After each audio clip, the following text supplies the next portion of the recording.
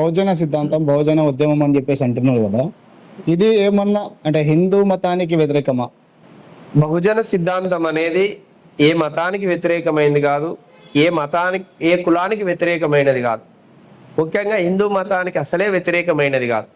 బహుజన సిద్ధాంతం అనేది సర్వజన హితాయ సర్వజన సుఖాయ అనేటువంటి విధానంతో మేము ముందుకు పోతున్నాం.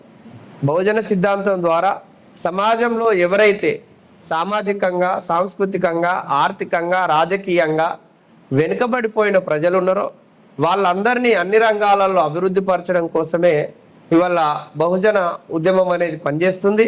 ఈ బహుజన సిద్ధాంతం ద్వారా సమాజంలో మెజారిటీగా ఉన్నటువంటి బీసీలు బీజేపీ సెట్ అనేది అంటే వాళ్ళ నుంచి ఈ బీజేపీ నుంచి మరి బహుజన సిద్ధాంతం వైపు బీఎస్పీ ఎట్లా మళ్ళిస్తారు? ఇవల్ల బీజేపీ దగ్గర రాజకీయంగా ప్రజలను చైతన్యపరచడానికి ఇలాంటి అస్త్రాలు లేవు.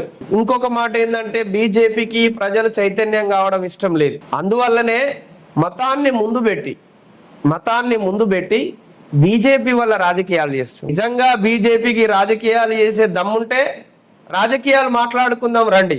కానీ మీరు గోవులను ముందడబెట్టి, గోపురాలను ముందడబెట్టి, రామ మందిరాన్ని ముందడబెట్టి, ఆవును ముందడబెట్టి రాజకీయాలు చేస్తామంటే ఎవరిక్కడ ఊరుకునే వాళ్ళు లేరు.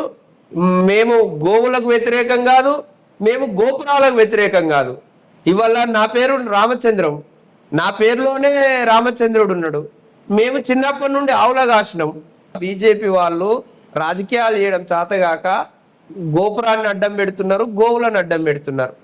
అంతే తప్ప వాళ్ళ దగ్గర ఎలాంటి రాజకీయ పరమైనటువంటి సిద్ధాంతం లేదు.